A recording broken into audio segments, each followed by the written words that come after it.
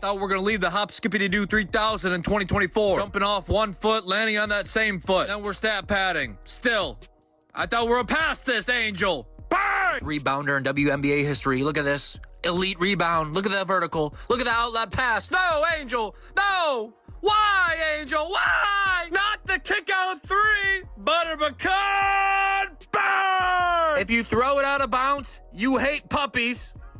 What? She a playmaker. She's a point queen. Point queen.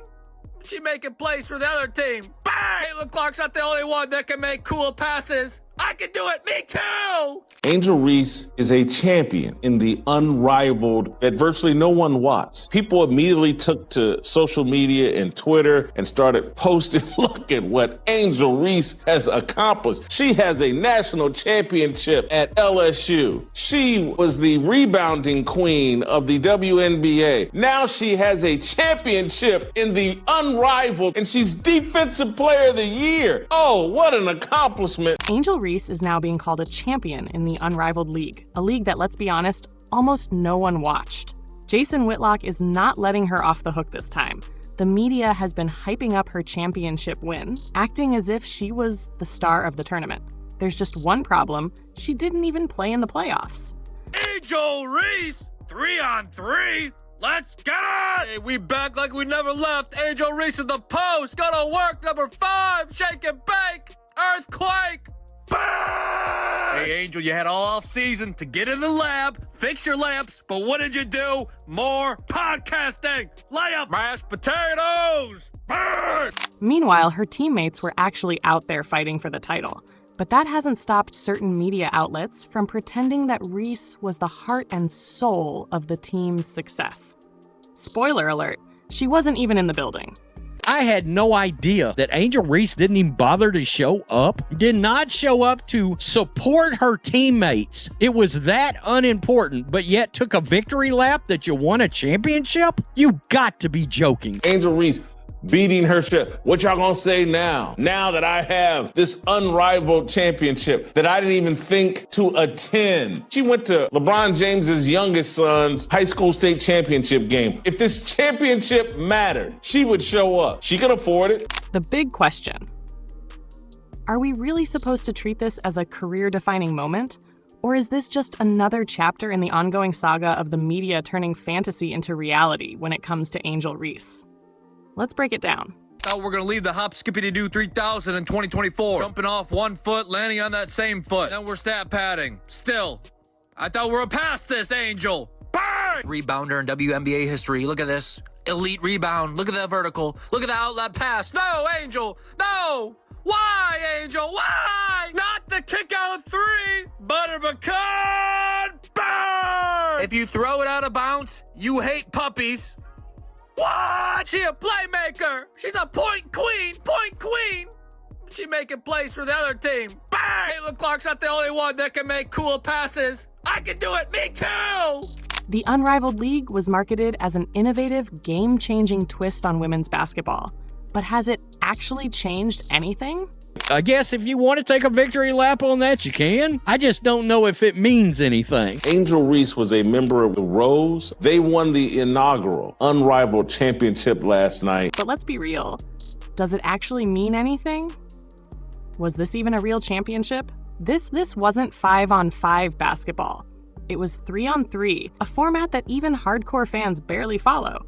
And yet, this glorified pickup game was treated like a WNBA finals rematch. How important this championship was to Angel Reese. Angel Reese didn't even attend the game. She was not in the building last night. Her team, the Rose, faced Vinyl in what was supposed to be the league's grand finale. The only problem? No one really noticed it happened. Unlike real professional leagues with millions of viewers, this tournament slipped by without much attention, even though ESPN tried to make it sound important. Yet, everything else in Reese's life seemed to take priority over actually being there. Why is it just women's basketball where we see athletes acting like this? All of that was more important than being at the location, being with her teammates. Would this ever happen in the NBA or WNBA? Would any serious player skip a championship game and then act like they won the title? The only reason this even became a conversation is because of the bizarre twist. Angel Reese celebrated a championship she didn't play in. Instead of showing up and grinding with her teammates, she was chilling elsewhere and FaceTiming into the post-game celebration, like she just dropped 40 points in the finals. Classic Angel. More hype than substance, more selfies than stats. Yet somehow, she still manages to make herself the center of attention, whether she's earned it or not. When her team achieved this remarkable accomplishment, Angel Reese was so thrilled, she FaceTimed in press conference and celebration. That's how big this unrivaled championship was. If Angel Reese actually thought this was a major milestone in her career, you'd think she would have shown up and played. Can you imagine if Caitlin Clark, A'ja Wilson, or Breanna Stewart did this? If Caitlin Clark had skipped a championship game and still expected to be treated like a champion, people would be dragging her nonstop. If A'ja Wilson or Breanna Stewart pulled this stunt, they'd be called out immediately. But somehow, Angel Reese thinks FaceTiming into a post-game celebration is enough to claim credit. This championship that Angel Reese has added to her trophy case that she didn't even play in the last 2 games. ESPN covered this championship. Chelsea Gray scored 30-some-odd points last night in the championship game. Social media rushed to defend Reese. The moment criticism started rolling in, Reese's supporters came to her defense like it was a full-court press. Twitter was flooded with posts calling her a champion. They stacked this 3-on-3 tournament win alongside her LSU title and WNBA rebounding stats, as if they were all on the same level. Spoiler alert, they're not. One of these things is not like the others. Manufactured hype at its finest. McDonald's is handing out brand deals for this kind of bag work. Just 3,997 more threes to catch Steph Curry, and you're golden. But let's be honest, this entire situation is the definition of media-manufactured hype. If this championship actually mattered, Reese wouldn't have missed the last 2 games, especially the final. Champions show up when it counts. Sitting at home and FaceTiming into a celebration doesn't exactly scream leader of the team. The media keeps trying to make Reese the face of women's basketball. The media has been working overtime to make Angel Reese the next face of women's basketball. Facts and logic be damned. But this so-called championship is more illusion than reality. Did Reese think attending the game would ruin the moment? Apparently, she thought so highly of this championship that she said, "Nah, I don't want to ruin the greatness of this moment by actually attending the game and supporting my teammates. I'll just FaceTime in." Let's be real. Nobody was asking for a 3-on-3 full-court women's basketball league. Nobody paid attention to this. But now, ESPN and social media are trying to act like Angel Reese just made history. This isn't the first time the media has overhyped Reese. This is just the latest example of the media twisting itself into a pretzel to try to elevate Angel Reese. The unrivaled league didn't exactly take the sports world by storm, yet ESPN and other outlets pounced on this story, like it was the WNBA finals. The key fact they keep ignoring. Angel Reese didn't play in the games that actually decided the title. But the media is determined to push this narrative. Angel Reese is one of the greatest athletes of our generation. She's up there with Steph Curry, LeBron James, and Kevin Durant. She's got a championship at LSU, and now she's got one in the unrivaled league. Let that sink in. We are giving accolades to a player who wasn't even on the court. The Chaja Championship rules don't seem to apply to Angel Reese. In any other sport, if you skip the championship game, you don't get the spotlight. But Angel Reese? Apparently she's the exception. Hash the rules. The rules seem different for Angel Reese. It's almost as if the normal rules of competition don't apply when you've got the right media backing you. And let's not pretend that this unrivaled league tournament was stacked with WNBA's top talent. This wasn't some best of the best event. No Caitlin Clark, no A'ja Wilson, no Kelsey Plum. Even Sabrina Ionescu, who was originally involved, backed out early. That alone tells you everything you need to know. The real stars didn't even bother to play. Pretending to care more than Angel Reese herself, but somehow, social media is acting like this is a major championship, when even Angel Reese didn't take it seriously. She missed the final 2 games. She didn't touch the ball. She never stepped on the court. Yet, she still strutted around like she had just won the basketball equivalent of the Super Bowl. It's baffling, and frankly, a little embarrassing. Can you tell me why I love her odds? Look at her defenders. They moonwalk backwards. She's always open. Only the IRS leaves me alone the way Angel's defenders leave her alone. Her new nickname is 7-Eleven because she's open 24/7. Should this really be treated like a real championship? Or is this just another case of the media bending over backward to keep the Angel Reese hype train rolling? Spoiler alert, it's the latter. This isn't just about how it looks, it's about what actually happened. And what actually happened is that Angel Reese was a spectator, not a competitor. She had no impact on the final outcome. Yet, social media is treating this as another major accomplishment in her career. If this were Caitlin Clark, imagine if Caitlin Clark skipped a championship game and still got praised as a champion. The media wouldn't be celebrating her. They'd be demanding answers. Yet, for Angel Reese, there's always a different set of rules.